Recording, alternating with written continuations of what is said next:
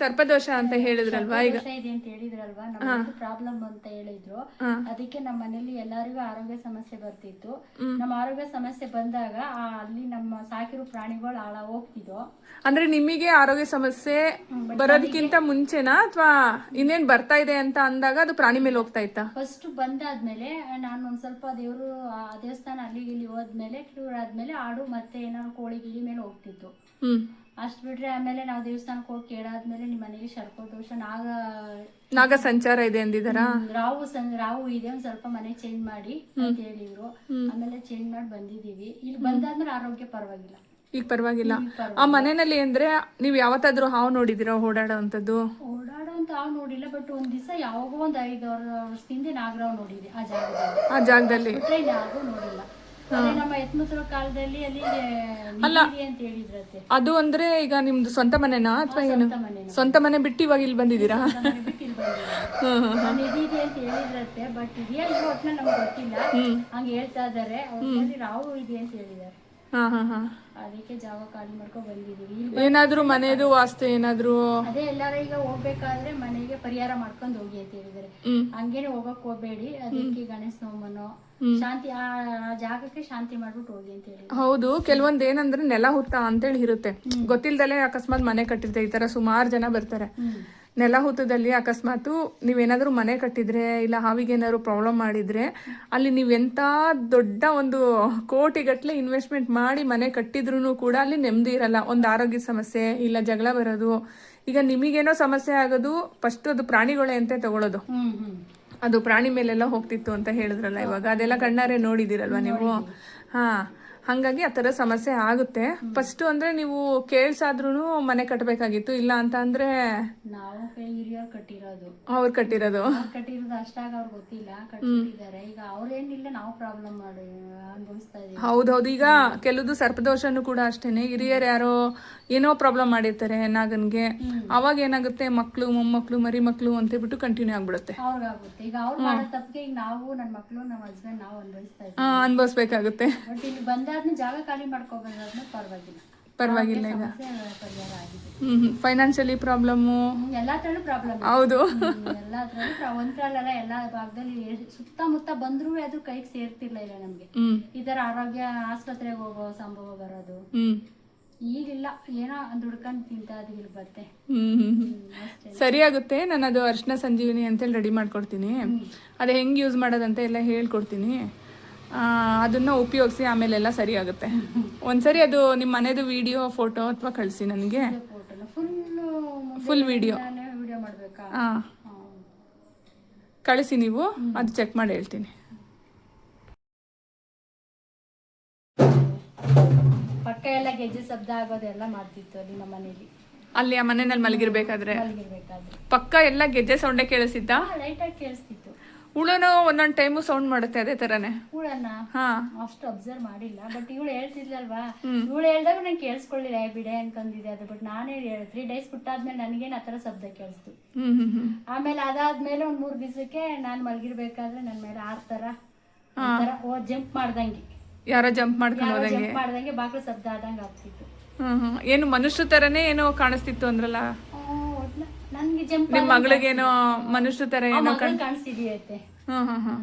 ಅದಕ್ಕೆ ಎಲ್ಲೋ ಕೇಳಿದ್ರು ರಾವು ಕಂಡ್ಬಿಡಿ ಅಂತಾರೆ. ಯಾರ ಮಾತು ಕೇಳಕ್ ಆಗಲ್ಲ ಒಟ್ನಲ್ಲಿ. ಈಗ ಅದೇನೆ ಮನೆದೇ ಸಮಸ್ಯೆ ಅಂತ ಅಂದ್ಮೇಲೆ, ಯಾಕಂದ್ರೆ ಮೂಲ ಮನೆಗಳು ಇರುತ್ತಲ್ಲ, ಅಲ್ಲಿ ಏನ್ ಮಾಡ್ಬೇಕು ಅಂದ್ರೆ ಈಗ ಕೆಲವುದೆಲ್ಲ ದೊಡ್ಡವರೆಲ್ಲ ಏನೋ ಒಂದು ದೇವ್ರು ಮಾಡ್ಕೊಂಡ್ ಬಂದಿರೋದು, ಇಲ್ಲ ಅಂದ್ರೆ ಬೇರೆ ಏನಾದ್ರೂ ಒಂದು ಮಾಡ್ಕೊಂಡ್ ಬಂದಿರ್ತಾರೆ, ಅದೇನಾದ್ರೂ ನಿಂತೋಗಿದೆ ಅಂತ ನೋಡಿ. ಇಲ್ಲ ಅಂದ್ರೆ ನೆಲ ಹುತ್ತ ಅಂತೇಳ್ಬಿಟ್ಟು ಏನಾದ್ರು ಇದ್ದಾಗ್ಲೂ ಒಂದೊಂದ್ ಟೈಮ್ ಈ ತರ ಸಮಸ್ಯೆ ಆಗುತ್ತೆ. ನಮ್ಮ ಮಾವನವ್ರು ಮಾಡಿರೋದಲ್ವಾ, ಏನಿದೇನು ಗೊತ್ತಿಲ್ಲ. ಒಟ್ಟಿನಲ್ಲಿ ಅದು ದೇವ್ರಿಗೆ ಗೊತ್ತು ಅಷ್ಟೇನೆ. ಒಟ್ಟು ಮನೆಯಿಂದನೇ ಅಂತ ಅಂದ್ಮೇಲೆ ನಮ್ಗಳ ಬರ್ತು ಅಷ್ಟೇನೆ. ಯಾರೋ ಮಾಡೋ ತಪ್ಪಿಗೆ ನಾವು ಅನುಭವಿಸ್ಬಿಟ್ಟು ಬಂದಿದೀವಿ ಅಷ್ಟೇನೆ. ಹೇಳಕ್ ಆಗೋದು. ಈಗ ಅಂದ್ರೆ ಇಲ್ಲಿಗೆ ಬಂದು 1.5 ವರ್ಷ ಆಯ್ತಾ? 1.5 ವರ್ಷ ಆಯ್ತು. ಒಟ್ಟು ಅದು ಬಿಟ್ಟ ಮೇಲೆ ನಿಮಗೆ ಚೆನ್ನಾಗಾಯ್ತು? ಅದ್ ಬಿಟ್ಟಾದ್ಮೇಲೆ ಸಾಕು. ಆರೋಗ್ಯ ಸಮಸ್ಯೆ ಪರಿಹಾರ ಆಗಿದೆ. ಹಣಕಾಸಿನಲ್ಲಿ ಅಲ್ಪ ಸ್ವಲ್ಪ ಅಷ್ಟೇನೆ. ಅಲ್ಲಿ ಅಷ್ಟು ವರಮಾನ ಬಂದ್ರು ನಮ್ ಕೈ ನಿಲ್ತಿರ್ಲಿಲ್ಲ. ಸುಮ್ಮನೆ ಆರೋಗ್ಯ ಸಮಸ್ಯೆ, ಹಾಸ್ಪಿಟಲ್ಗೆ ಹೋಗ್ಬೇಕು, ಅಲ್ಗ್ ಹೋಗ್ಬೇಕು, ಅದೇ ಈ ದೇವ್ರು ಅನ್ಸ್ತಾನೆ ಇದ್ದು. ಇಲ್ಲಿ ಬಂದಾದ್ಮೇಲೆ ಏನು ಇಲ್ಲ. ನಾವಾಯ್ತು, ನಮ್ ಕೆಲಸ ಆಯ್ತು, ಇದ್ದಷ್ಟೆಲ್ಲ ತೃಪ್ತಿ ಪಡ್ಕೊ ಹೋಗ್ತಾ ಇದೀವಿ. ಅಷ್ಟೇ. ಈಗ ಒಟ್ನಲ್ಲಿ ಬೆಟರ್ ಆಗಿದೆ. ಈಗ ಬೆಟರ್ ಆಗಿದೆ. ಅಲ್ಲಿ ಅಷ್ಟು ನಾಕಾಮೂಲೆ ದುಡ್ಡು ಬಂದ್ರು ನಿಲ್ತಿರ್ಲಿಲ್ಲ. ಇವತ್ತು ಈ ದುಡಿಮೆ ಮಾಡ್ಕೊಂಡ್ರು ಅಷ್ಟೇ ಇಷ್ಟೋ ಜೀವನ ಮಾಡ್ಕೊಂಡು ಹೋಗ್ತಾ ಇದ್ವಿ. ಒಟ್ನಲ್ಲಿ ಅಷ್ಟು ವರ್ಷದಿಂದ ಅಲ್ಲಿ ಅನುಭವಿಸಿ ಆಮೇಲೆ ಬೇಡಕ್ಕೆ ಬೇಡಪ್ಪ ಅಂತೇಳಿ ಸ್ವಂತ ಮನೆ ಬಿಟ್ಟು ಇಲ್ಲಿಗೆ ಬಂದ್ಬಿಟ್ಟಿದ್ದೀರಾ. ಅಡಿಗೆ ಮನೆ ಬಂದಿದ್ದೀವಿ. ಈಗ ಬೆಟರ್ ಅನಿಸ್ತಾ ಐತೆ. ಆ ಸ್ವಂತ ಮನೆಯಲ್ಲಿ ಅನುಭವಿಸೋದಲ್ಲಿ ಕೂಲಿಗೆ ತಿನ್ನೋಣ ಅನ್ಕೊಂಡೆ ಬಂದಿದ್ದೀವಿ. ಬೆಟರ್, ಇವಾಗ ಬೆಟರ್ ಆಗಿದೆ. ಅಷ್ಟೇ. ಅದೇ ಆ ಥರ ಎಲ್ಲ ಕಣ್ಣಿಗೆ ಕಾಣಿಸುತ್ತೆ ಅಂತ ಹೇಳಿದ್ರಲ್ಲ, ಕೆಲವುದೆಲ್ಲ ನಿಜನೇ ಇರುತ್ತೆ, ಇಲ್ಲ ಅಂತ ಹೇಳ್ತಿಲ್ಲ. ಬಟ್ ಹೆಂಗೆ ಅಂದ್ರೆ ಆ ಒಂದು ಸಿಚುವೇಶನ್ ನೀವು ಅನುಭವಿಸ್ತಿರಲ್ಲ, ಆ ಅನುಭವ ಆದವ್ರಿಗೆ ಗೊತ್ತಾಗುತ್ತೆ ಅಲ್ವಾ. ಆದ್ರೆ ಯಾರು ನಂಬಲ್ಲ, ಬಟ್ ನಾನು ನಂಬೇಬೇಕು. ನಮ್ಮ ಅಷ್ಟು ನೋವು ಅನುಭವಿಸ್ಬಿಟ್ಟು ಬಂದಿದ್ದೀವಿ. ಈಗ ನಿಮ್ಮ ಜನಗಳು ನಂಬಕ್ಕೆ ನಾವೇನು ಮಾಡಕ್ ಆಗಲ್ಲ ಅಲ್ವಾ. ಹೌದು, ಅವ್ರು ಏನೇ ಹೇಳಿದ್ರು ನಂಬಲ್ಲ. ಅವ್ರ ಕಟ್ಕ ನಮ್ಗೆ ಇಲ್ಲ, ಯಾರಿಗ ಅನುಭವ ಆಗುತ್ತೋ ಅವ್ರು ನಂಬ್ತಾರೆ. ಹಂಗೆ ಅನುಭವ ಇಲ್ದೇ ಇರೋ ಹತ್ರ ಹೇಳ್ಕೊಳ್ಳೋದು ವೇಸ್ಟ್. ಅದು ವೇಸ್ಟ್. ಅದಕ್ಕೆ ನಾವ್ ಜಾಸ್ತಿ ಯಾರಿಗೂ ಹೇಳ್ಕತ್ತಿರ್ಲಿಲ್ಲ. ಹೇಳ್ಕೊಂಡ್ರೆ ಮುಂದೆಗಡೆ ಕೇಳ್ಬಿಟ್ಟು ಹಿಂದೆಗಡೆ ಆಡ್ಕೊಡೋರು. ಇವಳಿಗೆ ಅಪ್ಪ ಬರೋದು, ಇವ್ರೇನ್ ಲೂಸಾ, ಮೆಂಟಲ್ ಹಾಸ್ಪಿಟಲ್ ಸೇರಿಸ್ಬೇಕು, ಹಿಂಗೆ ಅನ್ನೋದಲ್ವಾ ಎಲ್ಲ ಅಂತಾರೆ. ಅದಕ್ಕೆ ಆ ಜನಗಳ ಬಗ್ಗೆ ನಾನು ತಲೆ ಕೆಡ್ಸ್ಕೊಳ್ಳಿಲ್ಲ. ನನ್ನ ಸಂಸಾರ ನಂದಿದು ಅಂತ ಬಂದಿದ್ದೀನಿ. ಇಲ್ಲ, ಆತರ ಮಾತಾಡೋಕೆ ಏನ್ ಹೇಳ್ಬೇಕು ಗೊತ್ತಾ, ಆಯ್ತು ಬಿಡಿ ನನ್ಗೆ ಸಮಸ್ಯೆ ಇದೆಲ್ಲ ನೀವು ಬಗೆಹರಿಸಿ, ಹಂಗಾದ್ರೆ ಆಯ್ತು, ಇದು ಮೂಢನಂಬಿಕೆ ಅಂತಾನೆ ತಿಳ್ಕೊಳ್ಳೋಣ ಅಂತ ಹೇಳ್ಬೇಕು ನೀವು. ತುಂಬಾ ನೋವು ಅನ್ಭವಿಸ್ಬಿಟ್ಟೆ ನಾನು. ಸತ್ಯ ಮಾತ್ರ ಹೇಳೋದು. ನಾನು ಒಂದ್ಸರಿ ಅದೇ ನನಗೆ ಅದು ಮನೆದೊಂದು ವಿಡಿಯೋನ ಕಳಿಸಿ, ನಾನು ಸರಿ ಚೆಕ್ ಮಾಡಿ ನೋಡ್ತೀನಿ. ಚೆಕ್ ಮಾಡಿ ನೋಡಿ, ಕಳಿಸ್ತೀನಿ, ತಗೋಬರ್ತೀನಿ, ಹೋಗ್ಬೇಕು. ಇಷ್ಟೇನಾ, ಏನಾದ್ರು ಇನ್ನೂ ಏನಾರು ಅನುಭವಗಳಿದೆಯಾ? ಅದೇ ಒಂದ್ ಸ್ವಲ್ಪ ಮಾಟ ಮಂತ್ರ ಅಂತಾರ, ಅದನ್ನ ಹೇಳ್ಬೋದಾ? ಹೇಳಿ. ಅದು ಹತ್ರ ತುಂಬಾ ನೊಂದೋಗಿದೀವಿ ಮಾತ್ರ. ಅಂದ್ರೆ ನಿಮ್ಗೆ ಇಂಥವ್ರೆ ಮಾಡ್ಸಿದ್ರಲ್ಲ, ಯಾವ ತರ ಹೆಂಗೆ ಕಂಡುಹಿಡಿದ್ರಿ ನೀವು?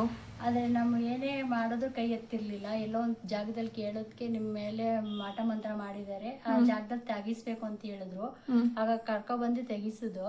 ಆಗ ತೆಗಿಸ್ಬೇಕಾದ್ರೆ ನಮ್ಮ ಬಟ್ಟೆ, ನಮ್ಮ ನಡಿಬೇಕಾದ್ರೆ ಧೂಳು ಇರುತ್ತಲ್ಲ, ನಿಂತಿರೋ ಧೂಳು ತಗೊಂಡೋಗಿ, ಪಾದದ್ದು ಧೂಳು, ಮತ್ತೆ ನಾವ್ ಯಾವ ಕೆಲಸ ಮಾಡ್ತೀವಿ ಅದು ಮನೆ ಹತ್ರ ಗಣೇಶನ ವಿಗ್ರಹ ಹಾಕಿದ್ರು, ತೋಟದ ಹತ್ರ ಲಕ್ಷ್ಮಿ ವಿಗ್ರಹ ಹಾಕಿದ್ರು. ಅದನ್ನೆಲ್ಲ ಬಿಚ್ಚಿ ಎಲ್ಲ ತೆಗಿಯೋರು ತೆಗೆದು ತೋರ್ಸಿದ್ದಾರೆ. ಆಮೇಲೆ ನಮ್ದು 3 ತರ ಬಟ್ಟೆ ತಗೊಂಡಿದ್ದಾರೆ. ನಿಮ್ದೇ ಬಟ್ಟೆ? ನಮ್ದೇ ಬಟ್ಟೆ, ಕನ್ಫರ್ಮ್. ಅದು ನಾವ್ ಹಾಕೋತಿದ್ವಲ್ವಾ, ಅದು ನಮ್ಮ ಹಸ್ಬೆಂಡ್ದು ಶರ್ಟ್. ಒಂದು ಮನೆ ಹತ್ರ ತಗೋಬೇಕಾದ್ರೆ ಶರ್ಟ್ ತಗೊಂಡಿದ್ದಾರೆ, ಊರ ಗದ್ದೆ ಹತ್ರ ತಗೋಬೇಕಾದ್ರೆ ಲುಂಗಿ ತಗೊಂಡಿದ್ದಾರೆ. ಅದೆಲ್ಲ ಕಂಡಿಡ್ದು ಆ ಜಾಗನೇ ಬೇಡ ಅಂತ ಬಿಟ್ಟು ಬಂದಿದೀವಿ. ಮತ್ತೆ ತೋಟದಲ್ಲೇನೋ ಊತಾಕಿದ್ರು ಅಂತ? ಆ ತೋಟದಲ್ಲಿ ಊತಾಕಿದ್ರು. ಆ ಜಾಗ ಅದ್ರಲ್ಲಿ ಏನು ಅದು ಪಿಗ್ಗು ಅಂತಾನೆ ನಿಮಗೆ ಕನ್ಫರ್ಮ್ ಇದೆಯಾ? ಅದು ತೆಗ್ದವ್ರು ಹೇಳಿದ್ದಾರೆ, ಪಿಗ್ಗುಂದು ಅಲ್ಲು ಅಂತ ಏನೋ ಹೇಳಿದ್ರು ಅವರು. ಅಷ್ಟಾಗಿ ನಾವ್ ಕೇಳಕ್ ಹೋಗಿಲ್ಲ. ಅದು ನೋಡಕ್ ಭಯ ಅನ್ನೋದು ಇರುತ್ತಲ್ಲ, ಅದಕ್ಕೆ ಬಿಡಿ ಆ ಜಾಗನೇ ಬೇಡ ಅಂತ. ಈಗ ಮನೆ ಮುಂದೆನೂ ಅದು ತೆಗೆದ್ರು, ಮತ್ತೆ ತೋಟದಲ್ಲೂ ತೆಗ್ದಿದ್ದಾರೆ. ಈಗೇನು ತೆಗ್ದಾದ್ಮೇಲೆ ಸಮಸ್ಯೆ ಏನಿಲ್ಲ, ಚೆನ್ನಾಗಿದ್ದೀವಿ ಇವಾಗ. ಓಕೆ, ಅಂದ್ರೆ ನಡೆದಾಡೋ ದಾರಿನಲ್ಲಿ ಈ ತರ ಮಾಡಿದ್ದಾರೆ ಅಂದ್ರೆ ನೀವು ನಡೆದಾಡ್ಬೇಕಾದ್ರೆ ಆ ಒಂದು ಎನರ್ಜಿ ಎಲ್ಲ ತುಂಬಾ ಕಾಲು ನೋವು ಬರೋದು, ಮೈಕೈ ನೋವು, ಎಲ್ಲಾ ತರ ನೋವು ಬರ್ತಿತ್ತು ನಮ್ಗೆ ಅವಾಗ.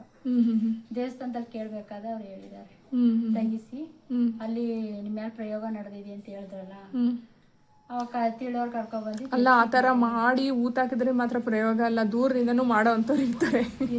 ಯಾರಿಗೂ ಗೊತ್ತಲ್ಲ, ಅದೇನೆ ಬದುಕಕ್ ಬಿಡಲ್ಲ ಅಷ್ಟೇನೆ, ಮುಂದೆ ಬಂದ್ಬಿಡ್ತಾರೆ ಅನ್ನೋದೇ ಅಲ್ಲಿ ಇರೋರ್ಗೆ. ಅಲ್ಲಿ ಅವರು ಹೌದು. ಇಲ್ಲ, ಬಹಳ ಜನಗಳು ಹೇಳಕ್ ಆಗೋದಿಲ್ಲ. ಈಗ ನೋಡಿ, ನಾವು ದುಡಿಮೆ ಮಾಡಿ ನಾವೇನೋ ತಗೊಂಡಿರ್ತೀವಿ. ಈಗ ಸುಮ್ನೆ ಅದನ್ನ ಹೋಗಿ ಅಲ್ಲೇನೋ ಒಂದು ಕಸ ಹಾಕೋದು, ಹಿಂಗೆಲ್ಲ ಅದನ್ನ ನೋಡಿದೀನಿ. ನಮ್ಮನೆ ಹತ್ರನೇ ಒಬ್ರದು ಈ ತರ ಒಂದು ಸಿಚುಯೇಷನ್ ನಡೆದಿದೆ. ಅವ್ರೇನೋ ಹೊಸ ಕಾರ್ ತಗೊಂಡಿದ್ರು, ಎದುರುಗಡೆ ಇರೋ ಅಯ್ಯಮ್ಮ ಹೋಗಿ ಮುಸ್ರೆ ಹಾಕೋದು. ನಾವೇ ನೋಡಿದ್ವಿ ಕಣ್ಣಾರೆ. ಆ ಕಾರ್ ಮೇಲೆ ಮುಸ್ರೆ ಹಾಕೋದು, ಕಸ ತಗೊಂಡೋಗಿ ಹಾಕೋದು, ಪಂಚರ್ ಮಾಡೋದು. ಅವ್ರು ದುಡ್ದು ಅವ್ರ ಅಲ್ಲ, ನಾವ್ ಯಾರಿಗೂ ಆತರ ತೊಂದ್ರೆನೇ ಕೊಟ್ಟಿಲ್ಲ. ನಾವ್ ತೊಂದ್ರೆ ಮಾಡ್ಸ್ಕೊ ಬಂದಿದ್ದೇವ ಹೊರತು ನಮ್ಗೆ ತೊಂದ್ರೆ ಕೊಟ್ಟಿಲ್ಲ. ಇಲ್ಲ, ಆತರ ಜನಗಳು ಇರ್ತಾರೆ ಅಂತ ನಾನು ಹೇಳಿದ್ದು. ಆತರ ಮಾಡಿರೋದು ನಮ್ಗೆ ಗೊತ್ತಿದ್ರು ನಾವು ಏನು ಅನ್ಕೊಳಲ್ಲ. ದೇವ್ರಿದ್ದಾನೆ ಬಿಡಿ, ನಾಳೆ ಅವನೇ ನೋಡ್ಕೊತಾನೆ ಅಂತಾನೆ ಬಂದಿರೋದು. ಇನ್ಮೇಲೆಲ್ಲ ಒಳ್ಳೇದಾಗುತ್ತೆ ಬಿಡಿ, ಅದನ್ನೇ ಬೇಕು ನಮ್ಗೆ. ಅದೇ ಆ ಪಿಗ್ಗು ಅಂದ್ರೆ ಈಗ ಮೂಕ ಪ್ರಾಣಿ ಏನ್ ಮಾಡಿತ್ತು ಅಲ್ವಾ, ಕೆಲವುದು ಅದೇ ಹಂದಿ ಪ್ರಯೋಗ ಅಂತ ಮಾಡ್ತಾರಲ್ಲ, ತುಂಬಾ ಸ್ಟ್ರಾಂಗ್ ಇರುತ್ತೆ ಅಂತೇಳಿ ಹಂದಿ ಪ್ರಯೋಗ ಮಾಡ್ತಾರೆ. ಬಿಡಿ, ಒಳ್ಳೇದಾಗತ್ತೆ.